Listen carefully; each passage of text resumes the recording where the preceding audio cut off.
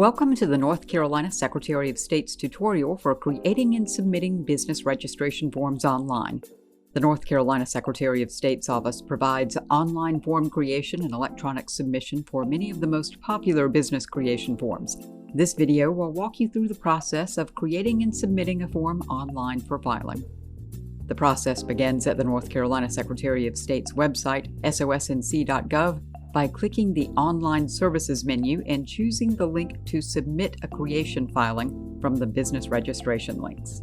Clicking Submit a Creation Filing from any page of sosnc.gov will bring you to the landing page for online form creation. Click the Create and Submit button to begin creating your form. In this example, we'll be creating a domestic limited liability company. The first question is to determine if the entity will be a North Carolina or domestic entity, or if the filing is for a foreign entity, or entity based outside the state wanting to conduct business in North Carolina. Since I'm creating a North Carolina limited liability company, the answer for the first data field is no. If I have a question about what's being requested in a data field, I can hover my cursor over the question mark and a definition will appear. The second data field asks me to select the entity type. I choose Limited Liability Company and click Next. The name I want to register is Jumping Jack Flash LLC. This process checks for name availability, so let's see if the name I want is available. I enter Jumping Jack Flash LLC into the field and click Next. It seems the name I want is already taken. The red text under the field provides the names of the entities already using this name. However, North Carolina is a distinguishable upon the record state, and an addition of one word or number is acceptable for filing.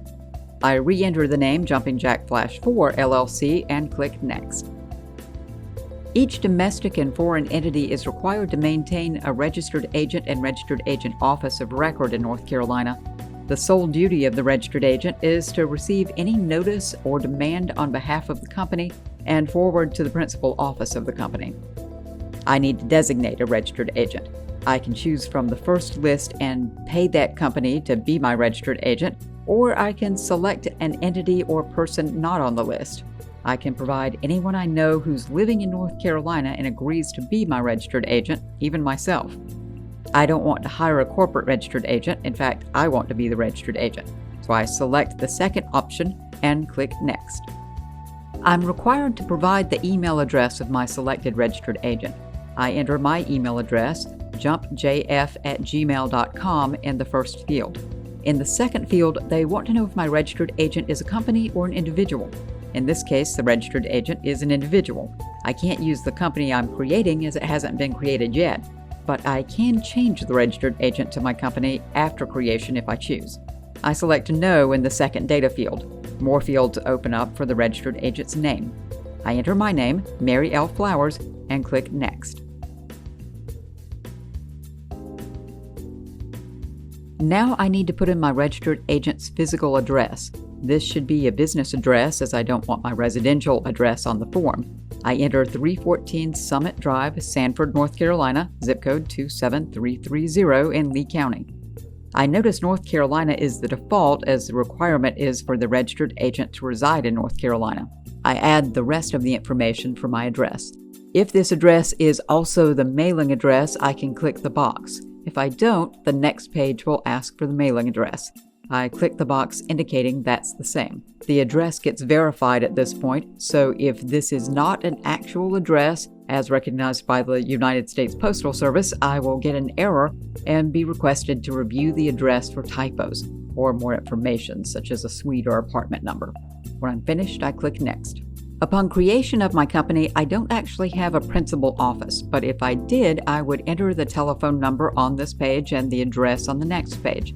Just as with the registered agent address, the principal office mailing address can be the same as the physical address. I click the down arrow and choose No, then Next. I need to add at least one organizer who will be signing the document. Since I'm completing this process, I'm the organizer. I click to add an entity or individual as organizer. I am then asked if the organizer is a company, which is a commercial entity. Since I'm an individual, I choose No from the down arrow selections. I'm then asked for the capacity. member, organizer, or both a member and an organizer. A member is a person who has an ownership interest in the company, while an organizer is the person who forms the company by signing the document and submitting it to the North Carolina Secretary of State for filing. A member can be the organizer, but the organizer does not have to be a member. I choose both as I have a membership interest in the LLC and I'm filling out this form. I enter my personal information and click Save. If there are more organizers, I can add them at this time. All organizers will be required to sign the document. When I'm done entering the information, I click Next. A business email address is requested but is optional for filing. The Secretary of State's office uses your email address to contact you regarding filings with the department and to send you any documents filed on behalf of your company. This will assist me in staying aware of any third-party filings on my company and help guard against business identity theft. I enter my company's email address. The effective date is when I want the document to be effective. I can choose the day of filing, meaning the day the department's document examiner files it, or I can choose any day up to 90 days in the future. This is often used at the end of the calendar year when the business won't be effective until January 1st of the following year. I leave this blank as I want the effective date to be the date the examiner files the document. I click Next. I'm submitting this document today, so I choose today's date as the date the document's signed. The customer reference number is optional and may be used by attorneys with more than one client filing articles. Those identified as organizers earlier in the process are available to sign. Everyone listed earlier will need to sign the document. Choose the down arrow and the first person, then type the person's name. My name is the first and only name listed as an organizer, so I choose my name, then enter it in the data field as my signature. This is also where, if I had additional provisions to my articles, I would upload them. If I had additional provisions, I would click to Browse for Attachment and choose the appropriate file from my personal computer files. Please note that the file name cannot contain certain characters listed. When all documents, if need be, are attached and all organizers have signed the document, click Next. This is where I can review the form and check for any typos or inaccurate information. I can go back and make any changes as necessary at this point. I use the scroll bar to view the entire document. As you can see, I entered my email address and it's screened for privacy. Everything looks great, so I click Next.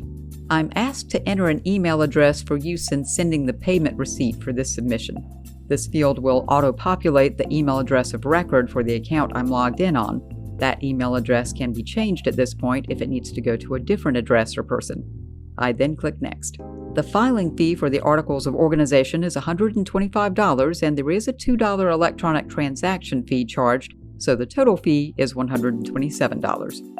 I open the drop-down menu for the payment type and see that I can choose to pay by ACH or debit or credit card.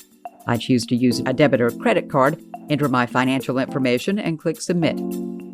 I need to wait a few seconds for the page to come up showing my transaction was successful, complete with a copy of my receipt.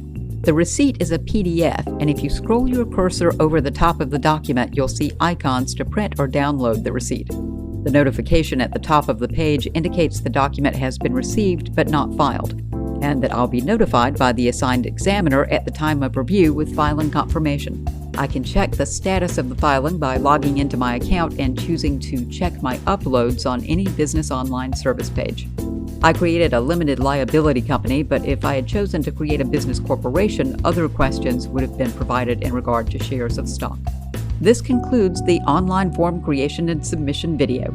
If you have any questions regarding this process, you can contact the customer service unit at 919-814-5400 or email corpinfo@sosnc.gov. You can also review the frequently asked questions for any division by clicking the FAQ link at the top of sosnc.gov. Thank you for your time, and we welcome any feedback on this or any other video.